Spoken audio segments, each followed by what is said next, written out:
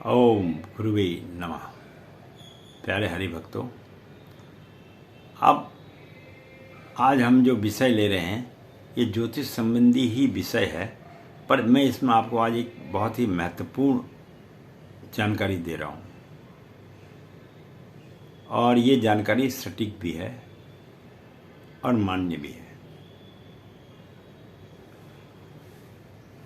हालांकि ज्योतिषाचार्य तो बहुत लोग YouTube पर आते हैं और आपने देखा भी होगा और अपने अपने विचारों को प्रकट भी करते हैं और आने वाले समय के बारे में भी बतलाते हैं कि आने वाला समय इस प्रकार होगा।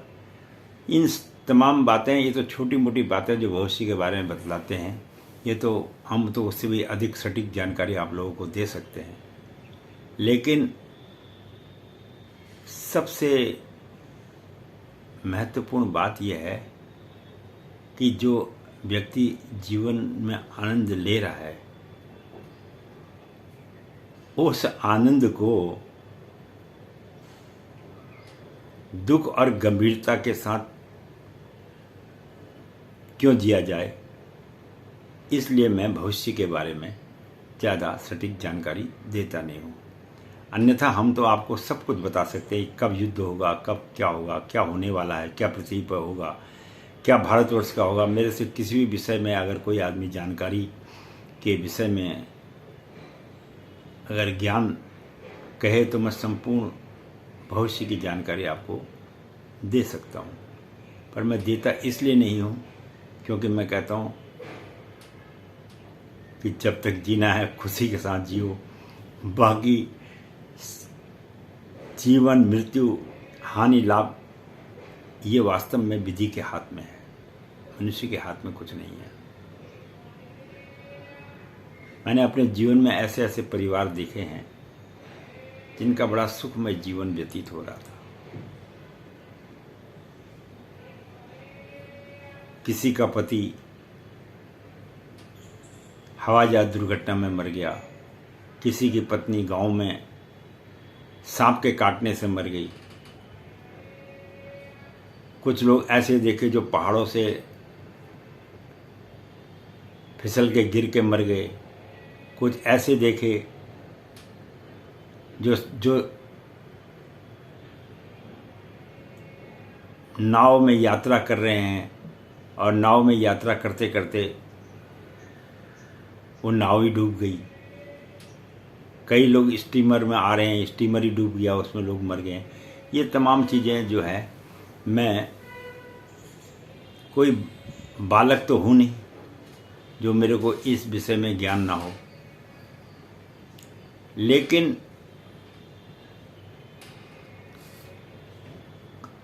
कुछ समय पहले एक बार ऐसे ही किसी सज्जन ने मेरे से पूछा कि आप इतना कुछ जानते हैं तो क्यों ना इसका थोड़ा सा लोगों को भी इसके विषय में ज्ञान कराया जाए। इसलिए शौक के तौर पर मैं ये वीडियो वगैरह बना देता हूँ ताकि लोगों को अपने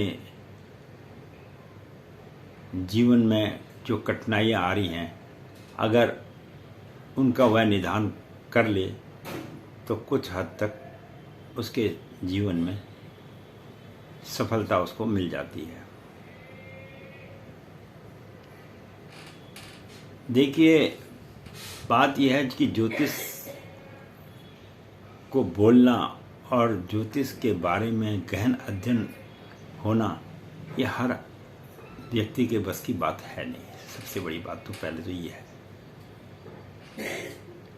अधिकांश लोग ज्योतिष के विषय में मनगढ़ंत बात बनाकर लोगों को डराते हैं, वो भी अच्छी बात नहीं है।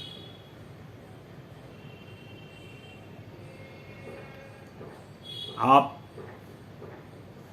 को मैं एक बात बताऊं, एक समय की बात थी, किसी सुनसान रास्ते में मैं भी जा रहा था तो कुछ लोगों ने बोला कि यहाँ पर जो है रात्रि के समय जाना ठीक नहीं है, और हम चले गए। हमें तो रास्ते में कुछ भी नहीं हुआ। ना हमें कोई भूत मिला, ना कोई प्रेत मिला, ना कोई कुछ मिला।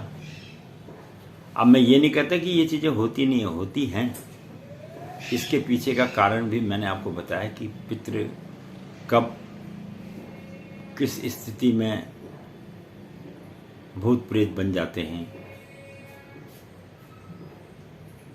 तो कई ऐसे गूढ़ रहस्य वाली विषय की बातें हैं जिसका तो वर्णन जो है जीवन में, प्रकृति में आदमी को तभी पता लग पाता है जब वह उन परिस्थितियों से गुजरता है। अगर किसी आदमी ने 2 पैसा कमा लिया तो वह यह सोचता है कि शायद मैं दुनिया का सबसे बड़ा रईस, धनाढ़ बन गया हूँ। लेकिन जब वह दूसरे के धनी आदमी के पास जाएगा तो उसे पता लगेगा मैं तो इसके सामने कुछ नहीं हूँ। और उसी प्रकार से ज्ञानी आदमी भी बहुत हैं, लेकिन जब वो असली ज्ञानी के पास पहुँचेंगे तो उन्हें पता लगेगा हमारा ज्ञान तो जीरो है, कुछ भी नहीं है। तो कई बार लोगों के जीवन में इस बात का उनको ये अनुभव ही नहीं हो पाता है कि एक से बढ़ के एक होता है। हमने बहुत जीवन में ऐसी घटनाएं देखी हैं। अब संगीतकार तो बहुत हुए, इस बात को आप भी जानते हैं। अब तानसेन भी एक संगीतकार हुए जो पत्थर को भी पिघला देते थे। तो ऐसे ऐसे भी संगीतकार हुए हैं। और विद्वान भी ऐसे ऐसे हुए हैं कि एक से एक पढ़ के विद्वान हुए हैं। ऋषियों में देख लो, सारे ऋषि कोई एक जैसे नहीं थे, एक से बढ़ के एक श्रेष्ठ ऋषि थे। अब सवाल यह है कि आपकी लगन कितनी है। लोग बोलते हैं भारतवर्ष में, कई मेरे को विदेशी लोग भी मिलते हैं, कई बार बोलते हैं यहाँ कुछ नहीं है। अरे भाई, अगर यहाँ कुछ नहीं है तो इसमें गलती किसकी है? गलती हमारी है, मेरी है। मैं कहता हूँ मेरी गलती है, और मैं औरों को दोष नहीं देता, कहता हूँ मेरी गलती है। क्यों? जब हमको हर चीज करने के लिए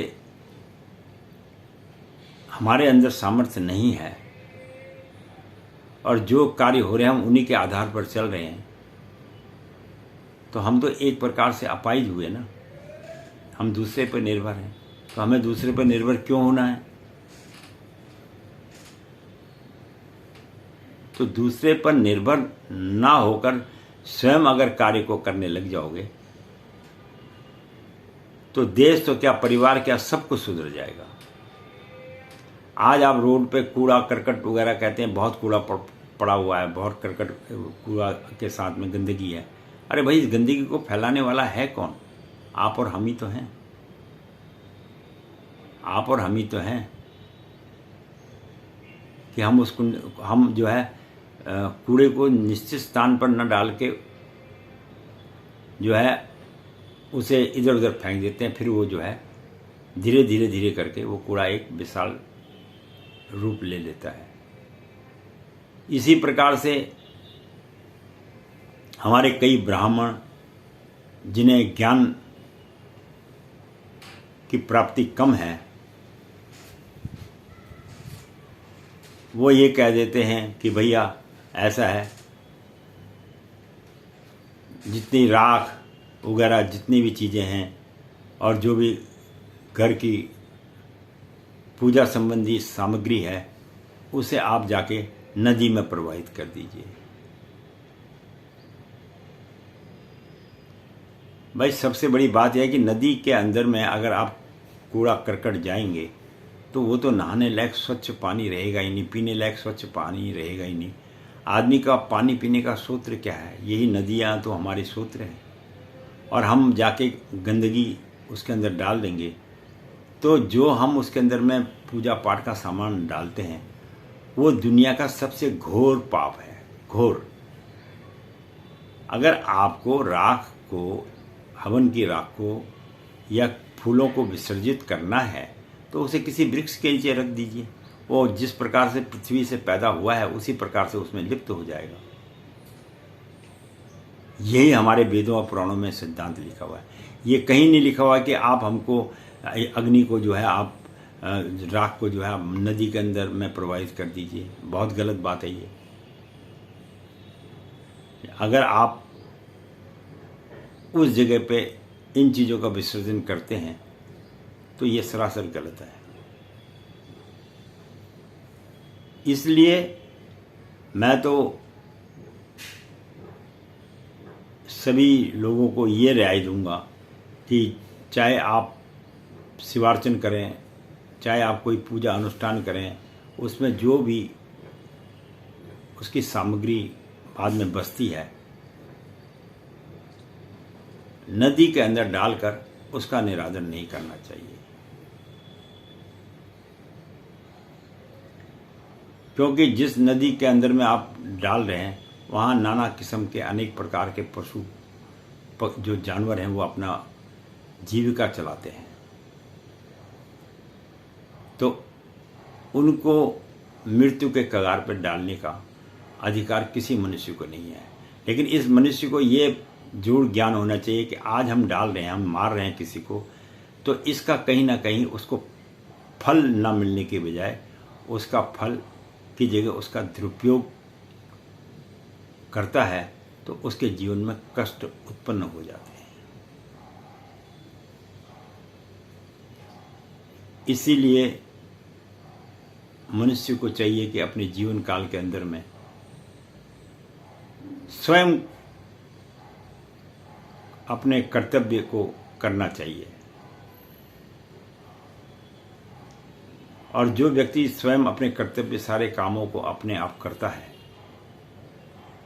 वो जब तक जीवित रहता है वो ना तो बूढ़ा होता है और ना ही वो किसी के आश्रय पर रहता है।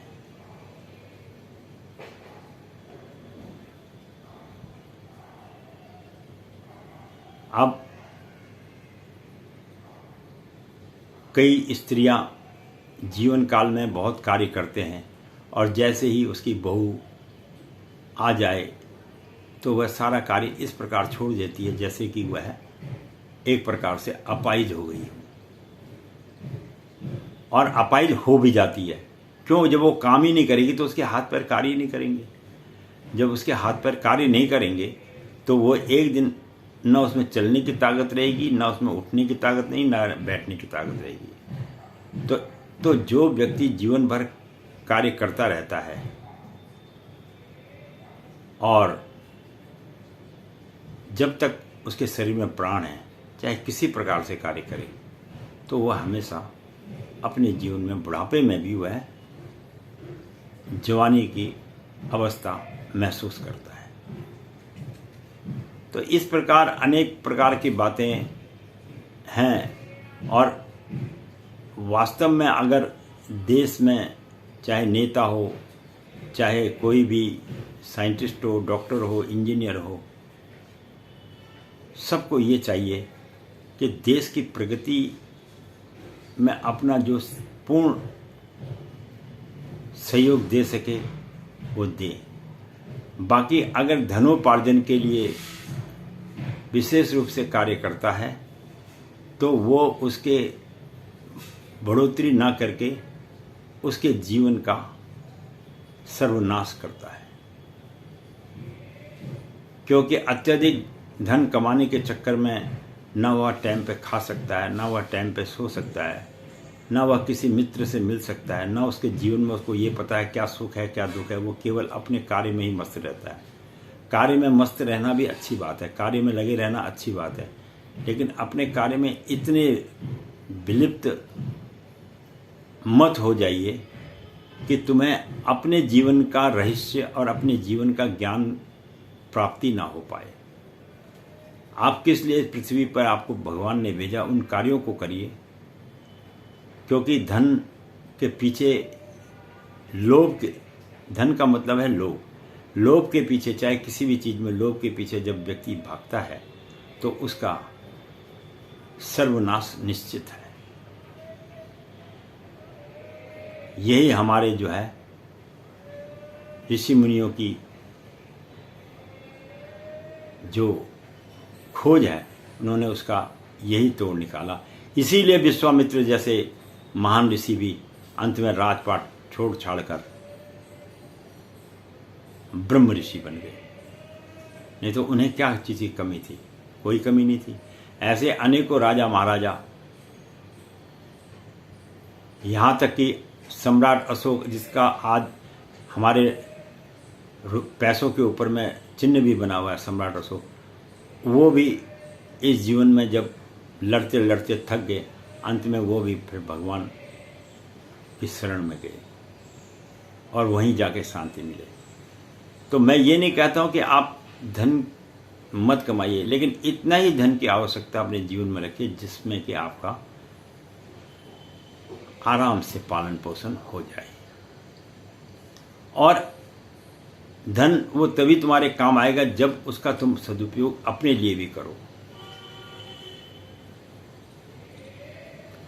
और जिस दिन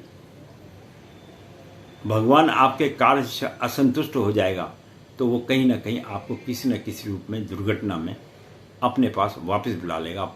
फिर दोबारा से उसे कहेगा तू जा, फिर जन्म ले और जो है जो कार्य अधूरे रहे उसे कर। अत्यधिक लोभ करने वाले को भगवान भी स्वयं अपने पास बुला लेता है। उसकी दुर्घटना हो जाएगी, या रेल से या हवाई जहाज से या किसी न किसी प्रकार से उसकी दुर्घटना हो जाएगी, कार एक्सीडेंट हो जाएगा। कुछ नहीं होगा तो आकाश से बिजली उसके ऊपर गिर जाएगी, कुछ नहीं होगा तो बादल फट जाएंगे। इस प्रकार से उसकी मृत्यु हो जाती है। इस बात को मनुष्य समझ नहीं पाता। जिस दिन उसको इस बात की समझ आ जाएगी, उस दिन वह जीवन में अपने लक्ष्य को प्राप्त कर लेता है। इसी का नाम जो है श्रेष्ठ ज्ञान है।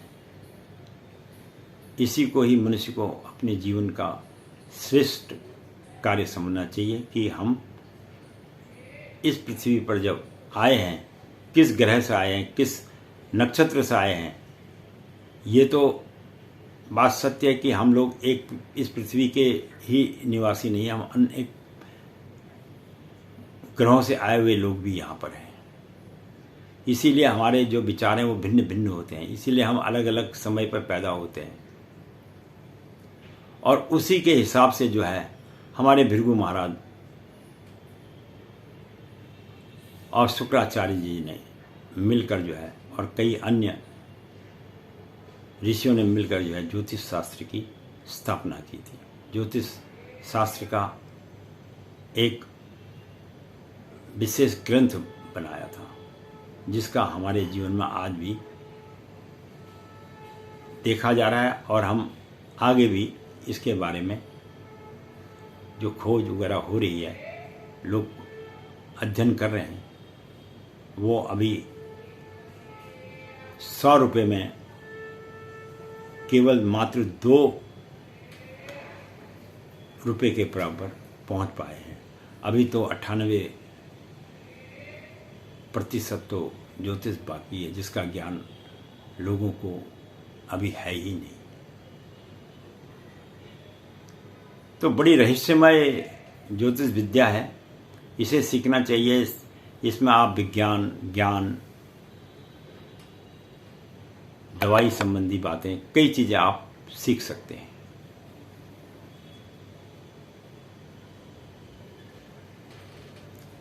तो इस प्रकार से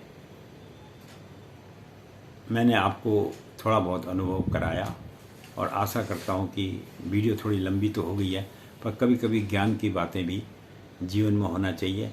जो समय आप लोगों के पास कभी भी बचता है उसमें केवल अपने इष्ट का, अपने माता पिता का एक एक माला का जाप जरूर कर लिया करें, उससे मन को बड़ी शांति मिलेगी। धन्यवाद। वीडियो देखने के लिए बहुत बहुत धन्यवाद और अपना प्रेम मेरे साथ बनाए रखना। कभी कभी वीडियो लंबी हो जाती है, लेकिन कुछ ज्ञान संबंधी बातों के लिए ऐसा करना ही पड़ता है।